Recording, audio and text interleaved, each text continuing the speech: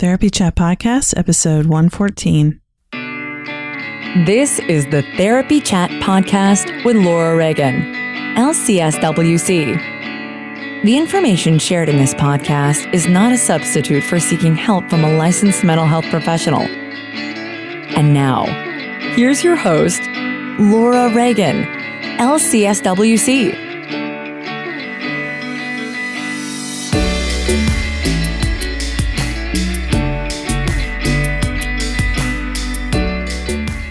Today's episode is sponsored by Audible. You can get a free month of Audible and a free book while supporting Therapy Chat at the same time by visiting audibletrial.com/therapychat. That's audibletrial.com/therapychat. I'm planning on downloading some new books from Audible to listen to over Thanksgiving break. I have a few books that I'm still working on, including The Mindful Path to Self-Compassion by Christopher Germer, and I'm also listening to Self-Compassion by Kristen Neff. I've read both of those books, and I work to practice self-compassion all the time, but it's such a practice that I'm enjoying listening to them again on Audible and understanding and learning more each time. If you want to support Therapy Chat and get a free month of Audible and a free book, go to audibletrial.com/therapychat. Let's get started with today's episode. I am bringing back a guest who was on a few weeks ago talking about trauma, Dr. Carmen Roman, who is a psychologist practicing in San Jose, California. Carmen Roman is a psychologist who has years of experience of working in Mexico, and she came to the U.S. and has been practicing here for about 5 years.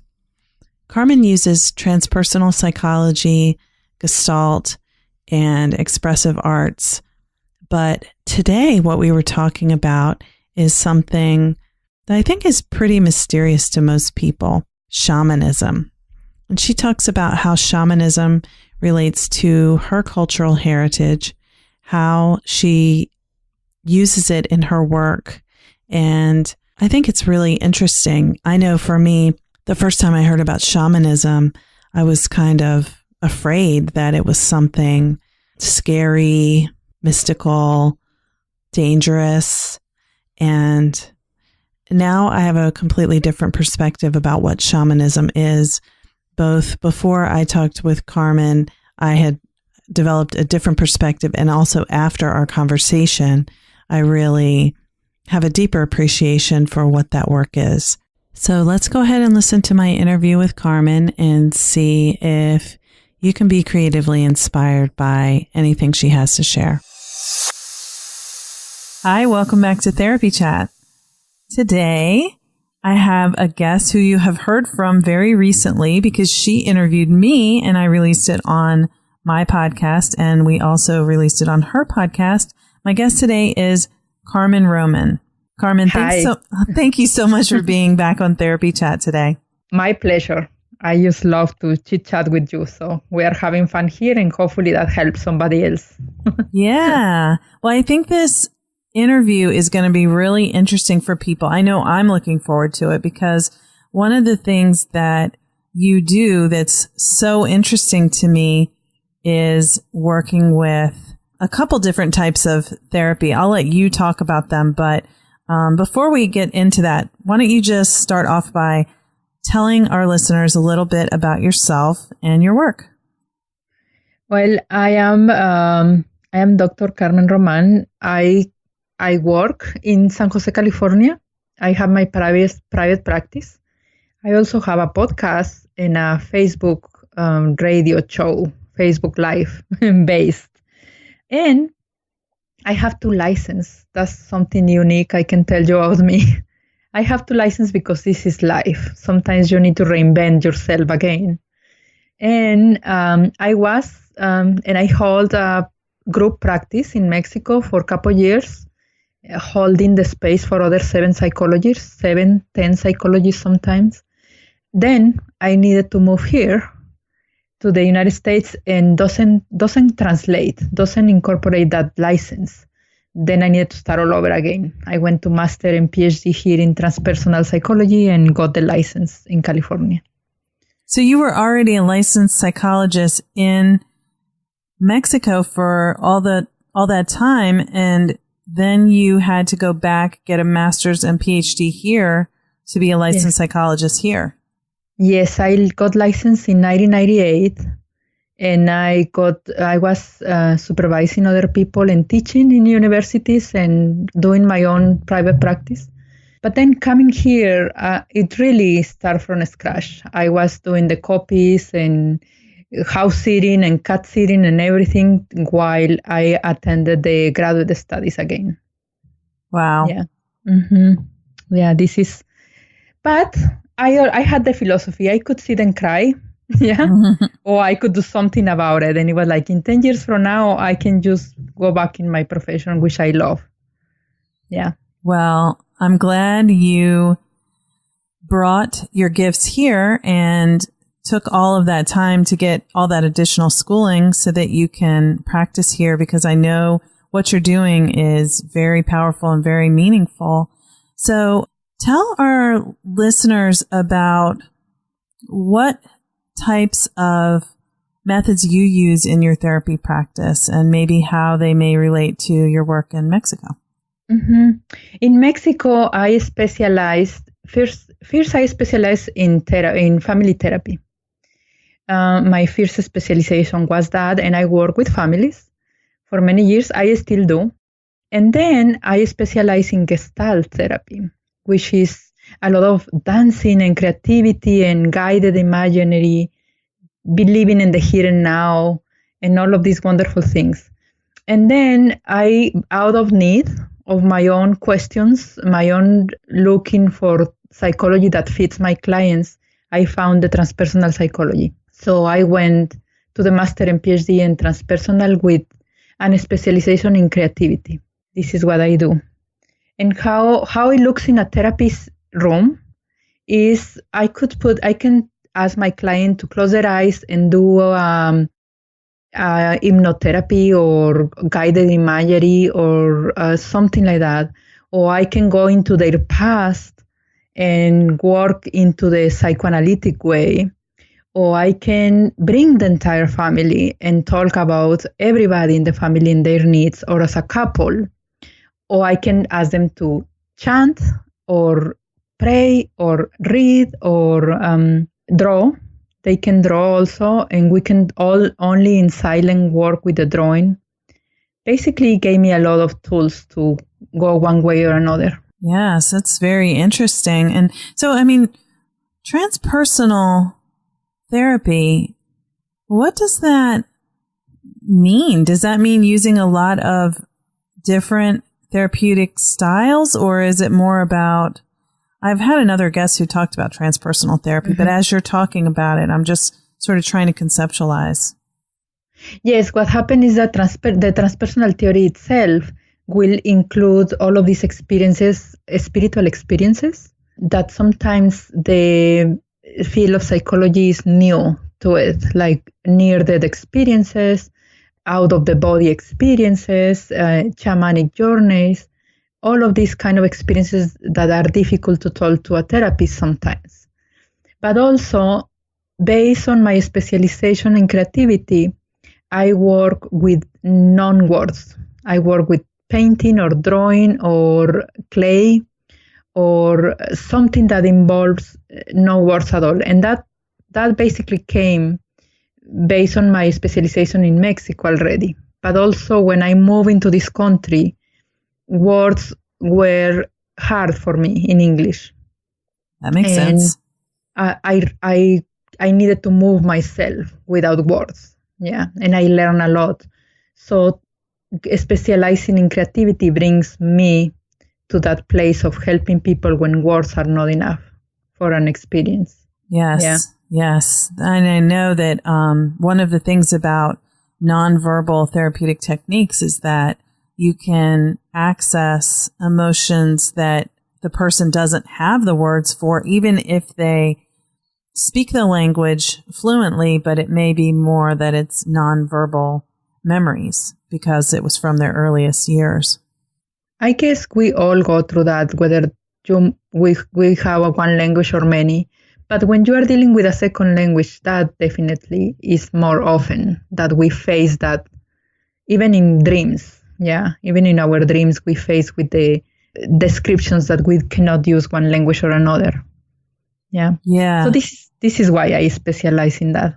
Okay. So what is the client population that you work with? Do you work with people who have a certain type of presenting issue that they bring? And is it more a population of people who maybe English is their second language, or, you know, those kinds of experiences, like immigrant experiences? My specialization in Mexico started by by working with clients who are victims of sexual abuse. Mm-hmm. And all of the components of sexual abuse, or domestic violence.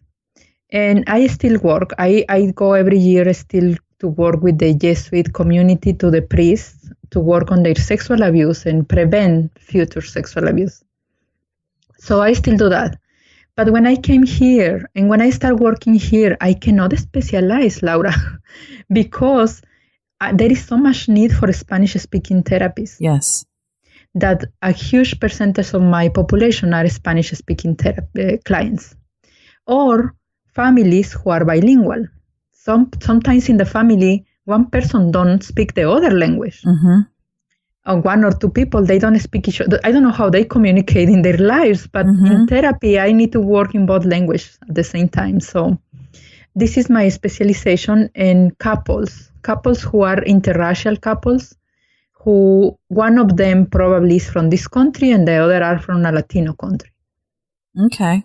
So it has been lately the specialization that is required to, in my field. Yeah. Mm-hmm. Yeah, this is by default what I am working with.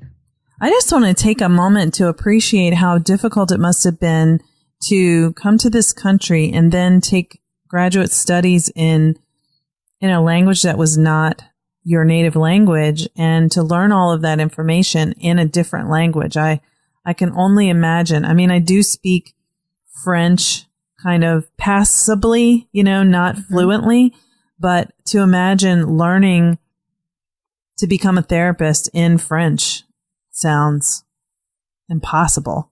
So, I mean, I just want to give you some appreciation for how complex that is and how complicated and difficult it must have been. I developed something that I call my sofa therapy. And that means some days I couldn't take it anymore and just take the car, drive 10 minutes to my home and get in the sofa, and I will not get out of the sofa for a couple hours because I couldn't. It was just so hard. Sometimes I brought the incorrect homework, or I say something that it was totally incorrect, or I repeat something that somebody already said.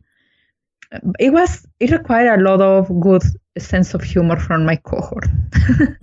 But we did it, and it is very worth it. And I receive a lot of support from my faculties and my mentors and colleagues and friends who did homeworks with me and supervised my English. And it was common effort, I must say. Yeah. So with your clients, now I understand that you now have a less specialization. So you're not specializing specifically in sexual abuse and domestic violence now, but do you work with a lot of clients who have trauma? Deep trauma, Laura, because I work for the California Victim Compensation Program, which is victims of a crime. And also because the Latino population, sometimes they keep for themselves how difficult life it is, especially when they don't have documents. They are undocumented in this country. So it's very deep trauma that I need to work with. Yeah. So people who really haven't been able to receive any help because of barriers to accessing services with lack of documentation or lack of trust in whether they'll be safe to receive help. Yes, this is actually one of the motivations I had to start the podcast and the Facebook Live, because some people, they will never go out and seek for help based on their status, immigration status. So that allows me to get into literally their homes, into their phones. Yeah. Yeah. Yeah. So this is why I love the Facebook Live. Yeah. It's so wonderful that you're reaching people where they are, where they need help. Mm-hmm. Yeah. So how do you use transpersonal therapy with the clients you work with who have trauma? It helps me to start in the belief system that they have. Most of my clients have in their belief system the curandera or the herbal remedies or what was the first one? They use curandera, the healer. Oh. They go to a healer instead of coming to a psychologist. Yeah. They do in their own homes. They are healers to each other. And this is part of our Latino culture in general. It doesn't matter the level of education or it's just part of our culture. It's who we are. We heal ourselves with food and teas and massage and all of this. So I incorporate all of these belief systems into my therapy. This is what I do. And also, slowly, I have been learning. I did studies in shamanism in Mexico. And I am slowly studying what does mean shamanism for the United States. Yeah, which they borrow a lot from the Latino countries. Mm-hmm. So I am learning what does mean, the concepts that they use, etc. Because something very beautiful about this country is that in this country we put some thought about how to write about it, how to explain to others. In our culture, we don't do that much. We just do it. Yeah. And people learn by observing others, and we don't really have that technique of transferring the knowledge. So now I feel blessed because I come to this country and I recover what I learned before. So it is very beautiful combination. Yes. So in your home culture, it's more passed on verbally, word of mouth, and spoken and observed, but not written and taught formally. We always laugh, my husband and I, because when I ask the women in my community, how do you know when that dish or that recipe, yeah? I was asking to one of the women, how do you know when the rice is ready? Yeah. And she said, well, if you pay attention, the rice will tell you. And I was like, okay, how many minutes will be that? And it's true. If you pay attention, the rice will tell you. But it took me a long time to figure out what she meant by that. Yeah. And this means to be present and to be, philosophically speaking, to be one with the cook that you are doing. Yeah. With the food that you are preparing. So it is a deep sense of wisdom right there. Yeah. And I try to incorporate that sense of wisdom into the therapy with my clients, their own sense of wisdom. Yeah, I love it. I mean, I just hear such a reverence for what people already know and bring, instead of this typical, I'm the expert, you come, you tell me your problem, and I tell you what to do to fix your problem. If I behave like I'm the expert, which it could be, because physicians behave like they are experts, yeah, or the priests, for example, or some other professions. If I behave like I'm the expert, probably I will gain some respect. But what happened and what I notice is I don't gain their trust. There are so many things that they wouldn't tell me. Because the expert psychiatrist, for example, will never know that the client is not taking their medicine. They take whatever they want at the time they want, and they give the medicine to others if they want to. Yeah. And they will not say that to the psychiatrist, because the psychiatrist is in the hospital, it has a image of expert. Yeah. But they would come and tell me, yeah, I have this medicine, but I really don't want to take it. Or I took 3, or I took 1. And we need to talk about how they use their meds, really. Right, because you really can't help someone if you don't know what they're actually doing with the information and the, things that they're diagnosed with and they're prescribed and so on. And also I learned that as much as I have 46 years old now, I cannot compete with the wisdom of somebody who knows their life, or something. So I cannot compete with that. And my experience cannot be mirror their experience. So I try to leave aside that kind of thinking about I am the expert, and at the same time I need to be the expert. At the same time I need to bring the knowledge that may help them. So sometimes I need to play the expert with them. Yeah. Sometimes I need to say, you shut up and listen to me. Yeah. Maybe you can say that if you have someone's trust. Yes. And probably after I have someone's trust. But sometimes I really need to say, just let me keep talking until you try to learn what I say. Yeah. Yeah. So it is a balance. Let's put it that way. Yeah. So when you talk about that, you had learned how shamanism is practiced in Mexico, and then you had to learn how it's practiced here. So what did you find? I found I haven't had training here. I haven't had any. I am still looking for a shaman that I can adhere myself to and gain some training. But my training in Mexico was very hands-on. And it was very, very demanding.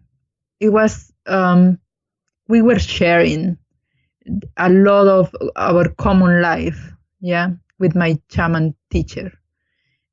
Because it was the way it be. He managed to incorporate himself into my life with his family and my way of being. So for the shaman, at least for my shaman teacher, he believed that he was assigned his students. And then he needed to do all the effort to teach those students. So he found me instead of I found him. Or probably my unconscious found him, if you want to put it in psychology terms. But he found me, and he started being mentored without even telling me. It was a year later that I could put it into words, and I could manage to ask if he was a shaman, and I was learning because I didn't hear that before. But also it helped me to recover the way I am, because I grew up in a family where my family is coming from indigenous background, and they have that wisdom from the mountains. And I grew up in an extreme poverty. We were really in the very difficult part of the city. Yeah. So for me to go out to school and to thrive in school and to be a psychologist, I hated my background. I was getting, I didn't want anything from my background. Yeah. I wanted to forget that my mom will heal people with her tea or massages or listening to people in my community. Because for me, it was like, that's not the way it's done. Once I learned in the university. And for my mom and my dad, they couldn't believe it. People will pay me to come and talk. Yeah, it was like, did they pay you to come and talk? And I, yes, Dad. And they need to leave in an hour. And you really asked them to leave? It was like, for them, they still don't make sense of it. They are still alive and they are like, really? And you can pay the rent because of that? So I needed to learn and to appreciate my origin.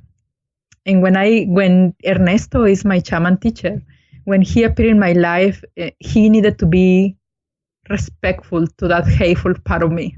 Yeah. Yeah. Yeah. But I was a psychologist already when he appeared in my life. And I was very strong in my beliefs. I was doing family therapy psychoanalysis.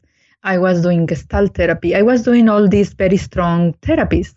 So what I had is I had questions from my clients, or something happened in my clients that I couldn't answer with any possible theory in psychology.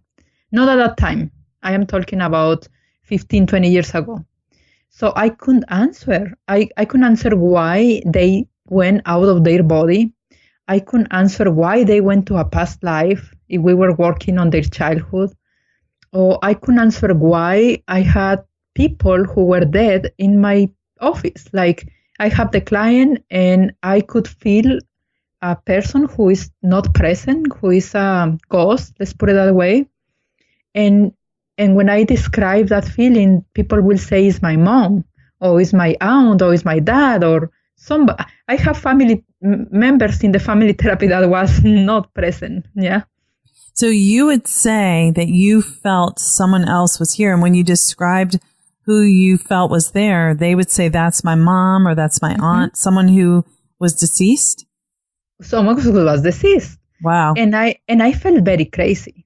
I felt like I cannot even keep saying that. Or I will have dreams the night before about a client I will see the first time the next day. And I will have dreams about their topics or something that will help me to navigate to that session. And I felt totally inadequate as a therapist. I felt that I was betraying my career, my psychology training. So when Ernesto came into my life and he started earning my trust, I asked him those questions. Like, can I ask you something? Yeah, I was really scared about asking. And he started asking more questions, and I started explaining. And he had the answers that I was looking for. And eventually, after a year, all of these questions and answers, and getting together, doing some craft. We were doing crafts together. One day, I say, are you a shaman? And he didn't answer because he used not to answer to my questions that were kind of foolish. Yeah. And he didn't answer. And I was like, okay, probably he is. And then I say, am I in training with you? And he said, yes. And that was so strong for me. It was like, it took me a couple of days of getting in my head why I am training, what happened, how I am going to do a psychologist, is my career over? Yeah. Because in Mexico, it was also very bad in the science aspect. And I was a very well recognized faculty member. So I couldn't just think or believe anything. I needed to think or believe something that is evidence-based. Proven. Yeah. Proven. So I needed to do peace with myself. And I actually started inviting students to my clinic. I will do teaching in the university about proven techniques in psychology. And I will invite them to the clinic for whoever wanted to learn something else. And we will do rituals or dancing or drumming or shamanic journeys or something that couldn't be explained in the psychology field at that time. Yeah. So it was I was very blessed with Ernesto's presence in my life. He taught me for 4 years. I was in a deep training with him for 4 years. He trained me how to do how to be mindful. He asked me, for example, one of the homeworks he asked me was, you will ask your pinky finger, you will meditate every day as soon as you wake up, being silent, and ask your pinky finger what you want for breakfast. And he was like, hell no, I am not doing that. Like, I'm going to talk to my finger? Yes, why? And I have something else to do. And he asked me to observe a candle and just concentrate on the fire of the candle and until I get the candle to talk to me. It was the same like this woman is telling me, let the rice talk to you. Mm-hmm. Yeah, when it's ready. And for me, it was like, sure. Yeah, Ernesto, that was fun, but I'm not going to do that. And what happened is one day, Laura, I have a client. I don't go to the people's houses. And I never did, except in that very particular experience. I went to that client in her house because that person was in really bad shape in her health.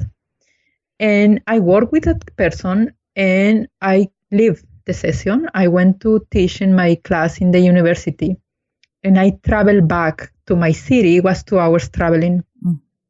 By the time I finished my class and I went to my city, I was in fever, high fever. It was so bad that I could only take the bus and take the taxi to arrive to my home. And all I wanted was just to stay there until my fever passed. It didn't occur to me to go to the doctor. Yeah. I just wanted to disappear from the world and they didn't know what to do with my fever.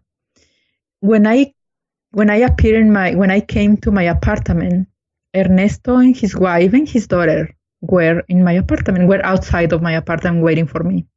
I never called him. I never text him or anything. He knew that I was coming in that. He knew somehow. Yeah. So he took me into the apartment and the wife and the daughter, they all pray for me. They did a circle and pray for me and chant. And they did some herb remedies. They practically took me, yeah, and healed me. And I went into a trance, and I saw all kind of things in my trance, yeah. And then they waited until I feel better, and they left the apartment. By the time I woke up, they were not there. So before that, Ernesto asked me to repeat every single aspect of that session. First of all, every aspect of the day until he came to the session.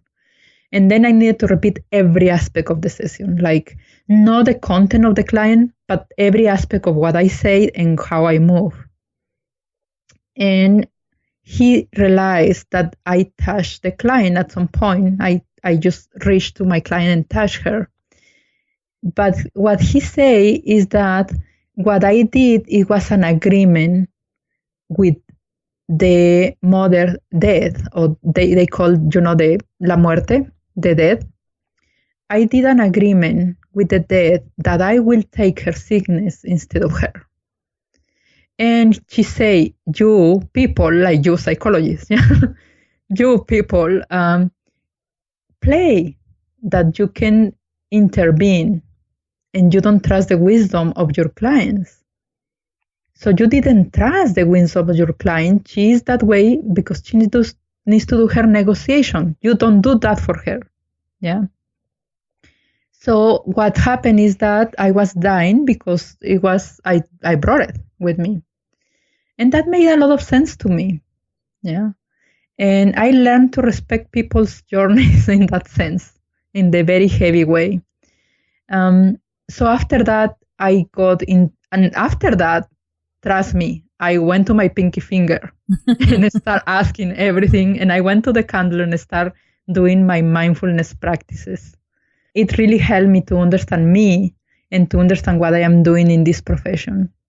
If that makes sense. Yeah. Yeah. So this is why I believe so much in the power of shamanism in combination with psychology.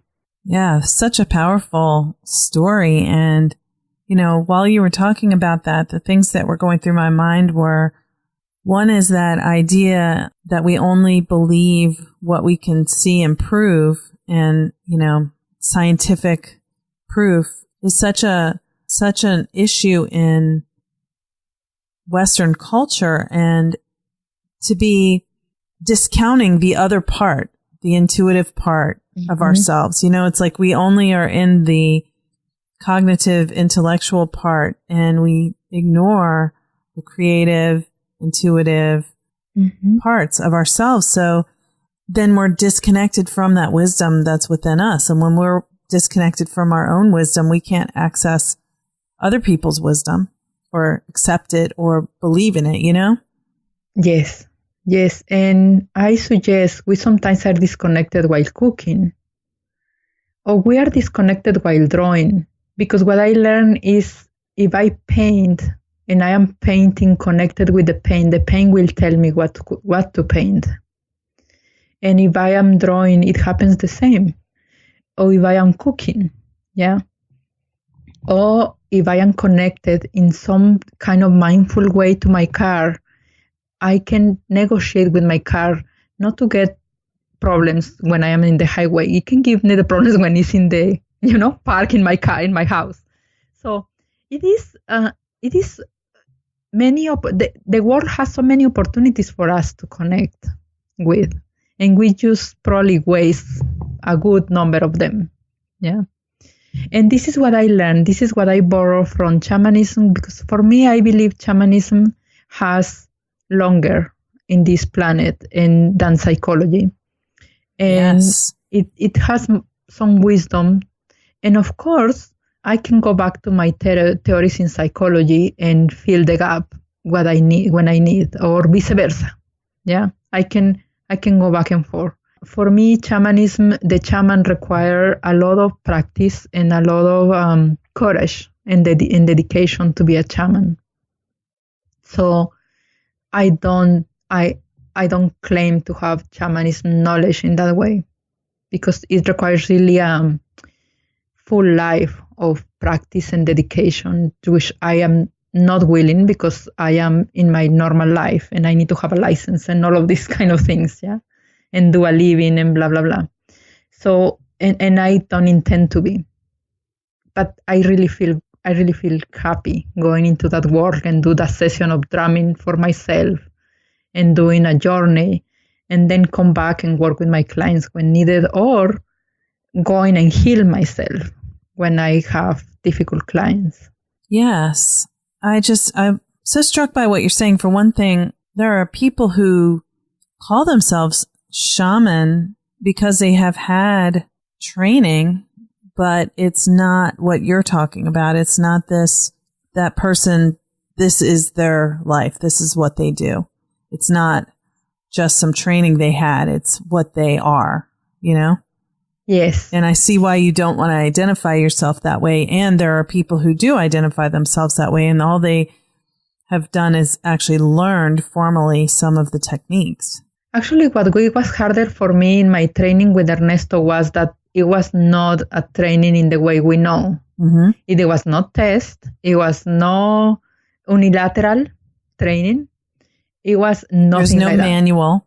No manual, no anything. So he needed to blend with my life and with my story to teach me something.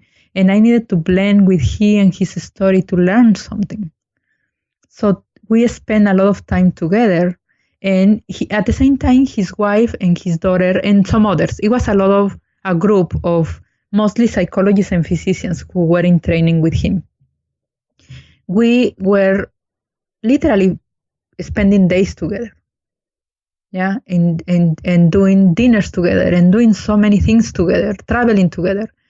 When we asked Ernesto, at some point, I think I was the most brave sometimes to ask simple and foolish questions, because one of my colleagues, or one of my group, in the group of training with him, he was very precise to ask questions, to ask more intellectual questions. I was more foolish and playing around probably.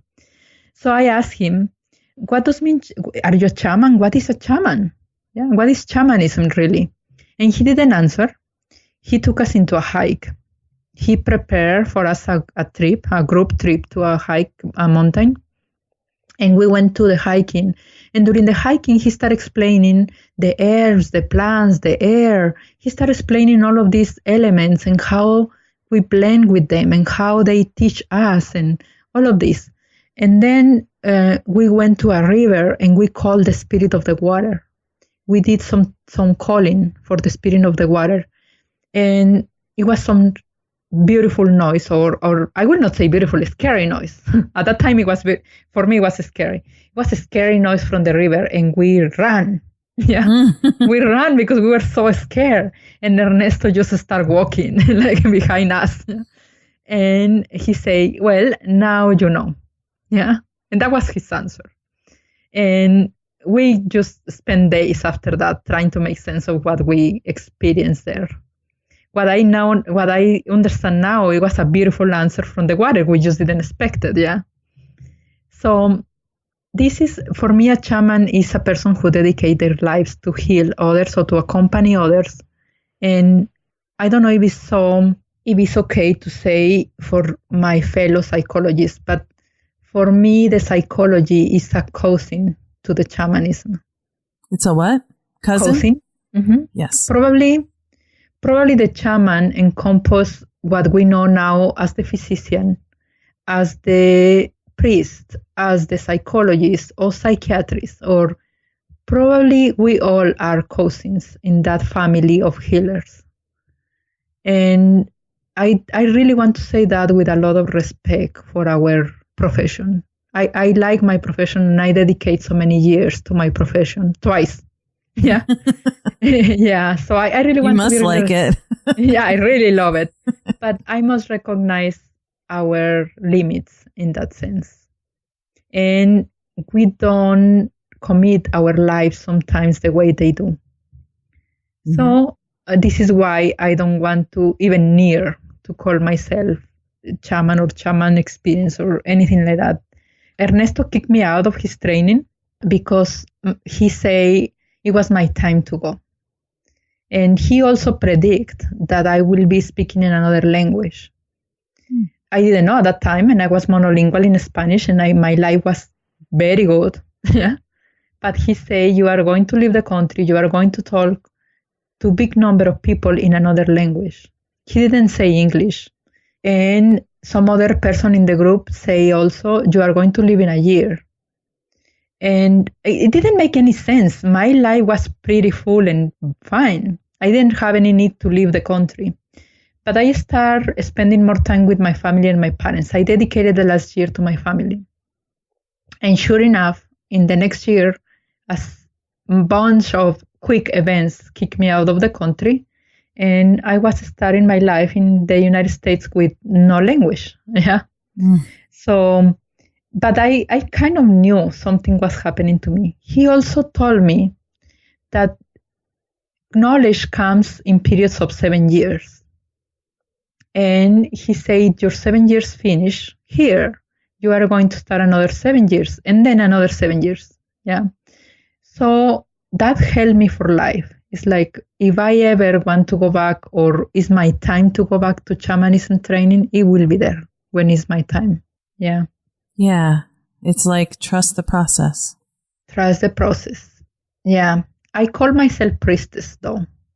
I call myself priestess because priestess is the one who holds the healing space for people to heal themselves and who do rituals and mantras and all of this that is needed. Yeah. So, and priestess can be part of the community or can be fully live into the church or be part of the community outside. Not any church in particular. Yeah. Any kind of religion, any kind of belief, but we priestesses are the ones who hold this space for people to heal themselves, in my experience. So for now, I am happy being a psychologist and sometimes priestess. Yeah. I love that. So let's talk for a couple minutes about how you work with trauma and how you see trauma through the lens of the shamanic practices that you've learned. What I see trauma is that the way I see trauma is that some continuous is broken with our soul. Yeah.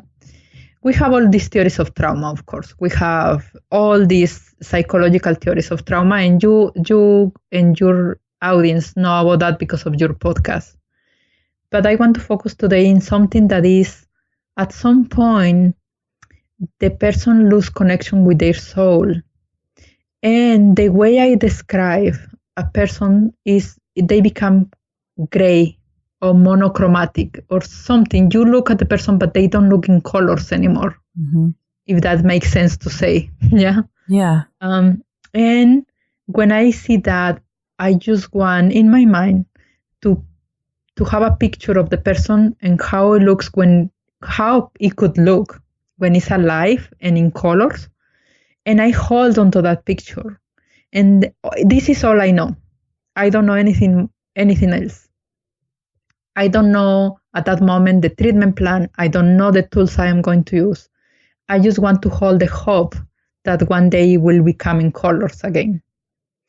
And actually, by using guided imagery in Gestalt therapy, Fritz Perls, which is the father of the Gestalt therapy, describes that when the person heals themselves or come out of a strong guided imagery, they will see more vividly. They will see in colors. So my clients who are in deep depression or who are with deep trauma, they sometimes don't see in colors. They see life and they see this disconnection also outside. When I start working with them and they advance in their treatment, sometimes they even say in a session, "Wow, doctor, I didn't notice you have these flowers in the background. Or I didn't notice so-and-so." And they probably the flowers were always there. They just didn't notice. Yeah. Yes, like people often talk about, the feeling as if they're in a fog, or when they do begin to somewhat awaken from the trauma trance that they were kind of in for years, they'll say, "I noticed a bird," or "there was a flower outside," or "the grass was green," Yeah. I had a beautiful story about that. I was in a workshop, and I was just a workshop for leaders, for leadership. And I was explaining what is active listening to the leaders. And I asked them to go and do the homework in their homes and do active listening and pay attention to everything around them. And this particular person reported the next week that she wanted to do active listening with her bird, with her little pet, yeah? And she went outside and she said, "I'm going to do active listening, yeah? I'm going to do," because I asked them to pick a person or a pet. And her bird was dead. It was actually 3 days ago that was dead. And she forgot to put food or whatever, yeah, or the winter or whatever. And all she was crying and crying and crying. And then she did the exercise of active listening anyway. Yeah, she was so brave to do the active listening. And she reported back and she said, "Carmen, I really don't know how many things in my life have been dead. And I didn't notice until 3 days later." And it was a very beautiful metaphor. And sometimes with trauma, we don't pay attention to what these other people experience there, because we cannot, because we need that energy to survive, to be in this life. Yeah. So this is what I work. Once I have that picture, then I do every resource I know for that particular person. So can you talk a little bit about some of the things that you've seen with people who have trauma?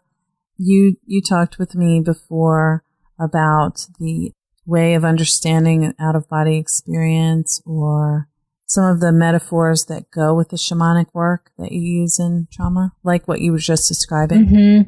Yeah, in the shamanic world, or in the curandera, in the healer's world, they call this loss of the soul. Yeah, what we call this fog, or this sense of lack of awakening. They call it loss of the soul, and they do a soul retrieval. So they go and literally call the soul by the name of the person, and they ask the soul to come back to their body. And a couple times in group therapy or in sessions in group, I have done that. A couple times when I do anything else and doesn't work, I go directly to a soul retrieval. And I explain to the person, this is what I am going to do, and I am going to borrow this technique. Let's see if that works. And most of the times it works, because the person is willing to and is ready probably to call their soul back. Yeah. So also something very simple what I do in therapy session is I always have tea. Always. I have water and hot water ready always for tea.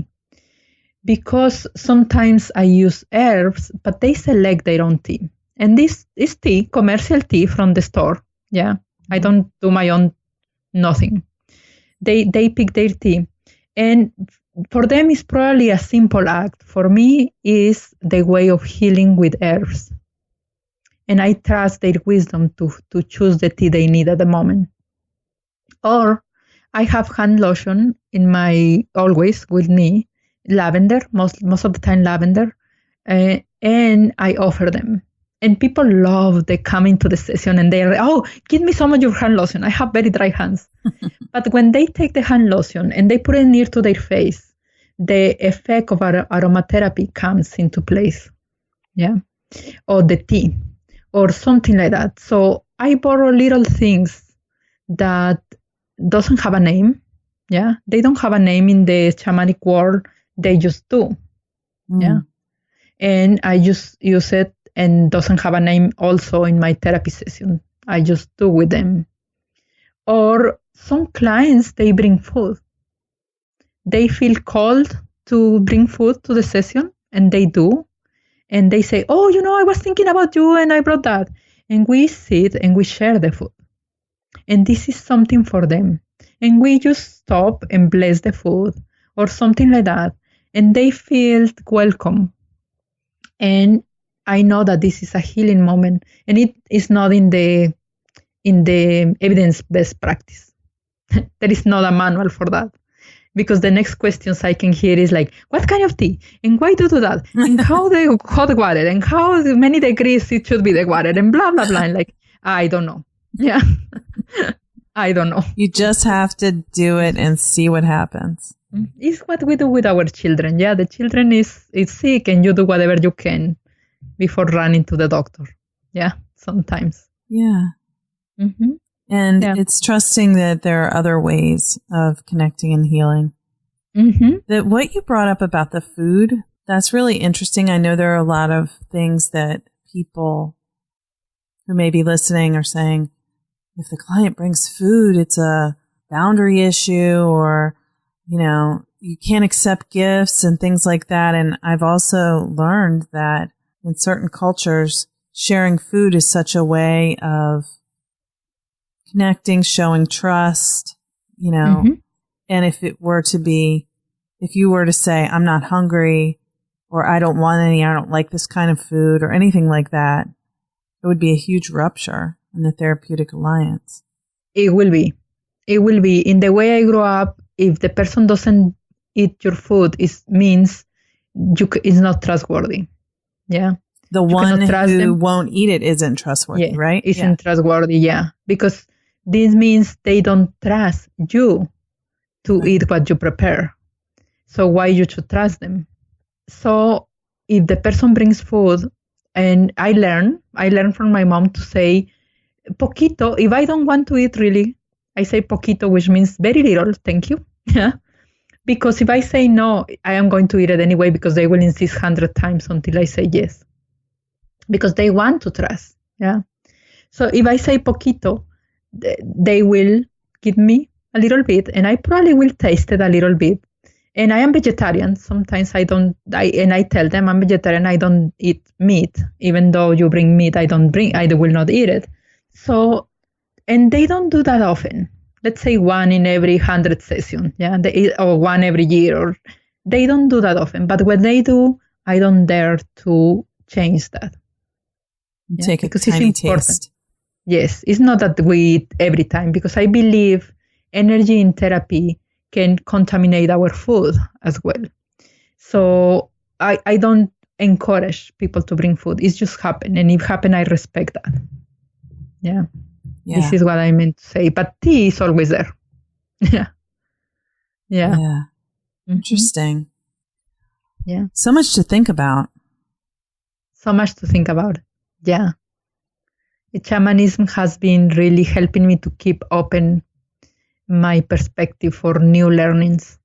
Even in psychology, even with the new science in psychology, as I learned to be open to shamanism, I learned to be open to other things. Yes. Mm-hmm. And that's the only way we grow. That's the only way we go. And shamanism also taught me to be in tune with what goes with me, because sometimes come and goes. Therapy theories comes and go, but I learned to be in tune with what is for me. After 25 years in the field of therapy, not that much things are new anymore, but also I want to learn and just check with me first. Yeah, sometimes before practicing with the client or telling the client anything. Yeah. I'm a big believer in that. I wouldn't use a technique I haven't experienced myself as the participant, because for one thing, you have no idea what it feels like to the client. You know, you just get something out of a book and you go, I'm going to do this with that client, you know, and even the simplest things can be so deeply profound in the way that the client experiences it. And you wouldn't know that if you haven't tried it. Yes, I never do or say anything that I didn't try myself. Yeah, just because even if it didn't work for me and feeling comfortable, but at least I know I survived very well. So I tell the client, yeah, this is what I do. Probably didn't work for me, but it may work for you. But I always try myself first. Yeah. It's like feeding children. I will not even. I don't have children. I only cook for me and my husband and my friends and whatever. And even if I'm vegetarian, I always try the chicken or the meat that I cook. Always. Just because I want to be sure that it's okay for the ones that I love. Yeah. It's the same for therapy. Well, you have just explained so much interesting stuff, and I wish we had more time to talk about it. But I think people who are listening are probably like, wow. And you and I talked about a way that people can get more information to learn about what you're discussing with shamanism. Can you tell them about it? Yes, of course. They can go. Actually, there is going on in Sounds True, in the company Sounds True right now, Year of the Ceremony. It's called the Year of the Ceremony. So people can look for that and train themselves if they want to train more in shamanism. I'll put a link to that in the show notes. Yes, it's a very beautiful. I registered myself and I start listening. It's very beautiful. It's the company Sounds True. And of course, there is a lot of readings. There is a book called Bless Me Ultima. Bless Me Ultima with Rodolfo Anaya. I can send you the link to that book. Okay. And it explains the life of a healer, of a curandera.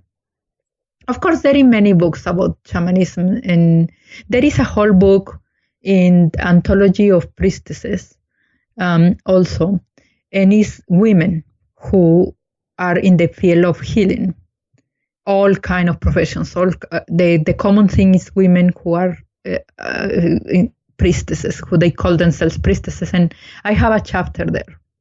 I publish a chapter with them there. So there is so much information when we want to learn that kind of thing. We just need to let go of preconceptions. Yeah. That's the hardest part. It's very important to say that my training didn't include at all any substance. Like like mushrooms or any ayahuasca. How you say peyote or ayahuasca. It didn't include any of that, because my teacher didn't did any of that. So I don't know if I missed the fun part, but maybe next time around 7 years. Maybe next time in the next 7 years, but who knows? It didn't include any of that, and I believe just by having mindful, full attention in our brain, we can experience so many things. Just that is enough for me. Yeah. Okay, well, what about the special offering that you have? Yes, I have, and thank you for the idea, Laura. I have a chapter. It's 8 pages or a little more than 8 pages describing my whole experience with Ernesto. And I call it my Mexican shamanism training. This is what I call it. And I wrote it because somebody was about to do an anthology of women in shamanism, and I was invited to write for it. and this person is not putting it together for now. So I am free to publish and do whatever I want. Yeah. So I am going to put it into a small ebook and share it with your audience. I am going to put it as an opt-in per your suggestion. Thank you. I'm going to put it in as an opt-in if you sign for the newsletter on the Emotions in Harmony podcast. Then you can get that chapter. It's a very beautiful description of my experience in psychology, entering the shamanism realm. It can be for psychologists, it can be for the public in general, whoever is interested in the shamanism. It includes a little bit of self-disclosure of my life, but it enough to express or explain my shamanism journey. Yeah. Okay, that sounds wonderful. I know I'm going to be signing up. Yes, it is a very beautiful. I read it this morning and I just love it again. I wrote it a couple of years ago. So let's let them know one more time, where can people find you and your podcast? People who are listening and want more Dr. Carmen Roman, where can they go? They can go to www.emotionsinharmony.com. Okay. Yeah, this is the podcast, the name of my podcast and the website, and they can find more information there. And they can also go to the Facebook page at the DRA, Carmen Roman. DRA stands for doctor, in feminine doctora. DRA, okay. Carmen Roman. And you need to put the at the beginning in Facebook to search for it. Okay. Yeah. So it can be in your notes. It can be in my notes for people to go and link to it. They can find more if they want to. Mm-hmm. Yes, I will put that in the notes for mine. And Carmen, thank you so much for sharing your knowledge with our audiences today and coming back to be, well, I guess you didn't come back because I was on your podcast. So really, this is your first time being on my podcast, but it's That's our true. Audience's second time hearing from us together. So thank you so much for doing this again with me today. I'm excited to share this with everyone. Yes, of course. Thank you, Laura. Thank you. Bye. Thanks so much for listening to my interview with Dr. Carmen Roman. I thought that was a fascinating conversation, and I appreciate Carmen coming back to Therapy Chat to share how she works and how shamanism fits in with her practice. Just a reminder, you can support Therapy Chat and get a free month of Audible by going to audibletrial.com/therapychat. audibletrial.com/therapychat. You'll get a free month of Audible, a free book, and you support Therapy Chat at the same time. Thanks as always for listening. Please subscribe on your favorite platform. In case you haven't heard, Therapy Chat should be showing up on Spotify any day now. And I've been looking for it. I haven't seen it so far.